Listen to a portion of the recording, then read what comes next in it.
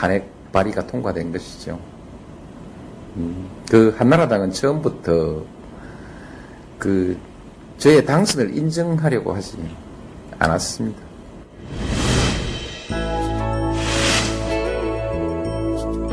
잃어버린 10년 얘기하는데 이제 경제만 가지고 얘기를 하더라도 그 10년 전에 무슨 일이 있었느냐.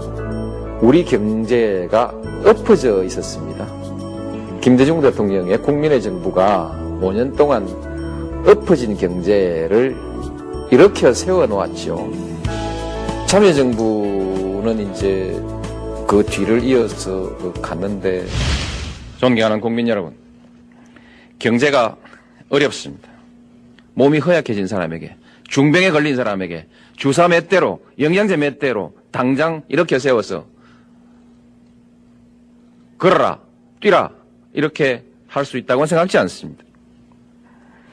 무리한 정책을 쓰다가 몇 년 뒤에 경제를 더욱 어렵게 만들었던 여러 차례의 경험을 우리는 가지고 있습니다. 다시 이와 같은 어리석음을 범해서는 안 된다고 생각합니다. 원칙이 아닌 것은 원칙으로 바로 세워나가야 합니다.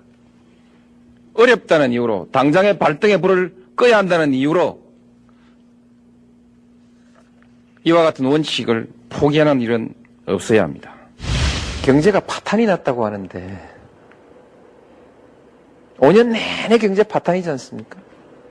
유행이지요. 경제 파탄. 말도 안 되는 얘기죠. 올 여름에 인천공항을 거쳐서 빠져나간 사람들, 그 사람들이 해외 가서 쓰고 온 돈의 규모는 사상 최대 아닙니까? 그것이 우리 경제를 적실하게 표현한 것은 아닐지 모르지만은 우리 국민 경제의 중요한 한 지표인 건 맞죠. 왜 하필이면 주식 가격은 인정하지 않아요? 주식 가격은 우리나라 기업의 미래 가치에 대한 우리 기업의 미래 가치를 반영한 것이 주식시장의 주식 가격이죠. 2004년부터 2005년, 6년 사이에 외국 투자자들은 우리 주식시장에 많은 투자를 했고 우리 국내 투자자들은 투자를 많이 안 했습니다. 그래서 해마다 5월달이 되면은 또 이런 보도가 나오죠. 우리나라 주식시장에서 외국인들이 이만큼 벌어간다. 국민 배 아프게 만드는데 한글 신문 보는 사람이 누가 투자하고 싶겠냐. 결국 그렇게 됐고 그 사람들은 지금 엄청 벌어서 경제는 심이라고 하는데 경제가 망한다고 하는데 누가 투자를 하고 누가 소비를 할 수 있겠느냐. 전혀 책임 없이 보도하지요. 대통령 깎아먹으려고 우리 경제까지 깎아먹었어야 되겠냐. 제일 중요한 것이 일자리라고 할 수 있는데요. 경제 성장 몇 % 되고 수출 얼마 되면 일자리가 늘어나는 것 같지만 그렇지 않습니다.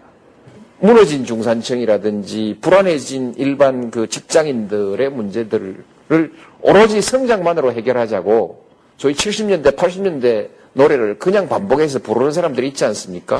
경제 성장에 관해서는 우리나라 경제하는 사람, 정치하는 사람, 언론, 국민 모두가 생각을 좀 다시 해야 됩니다.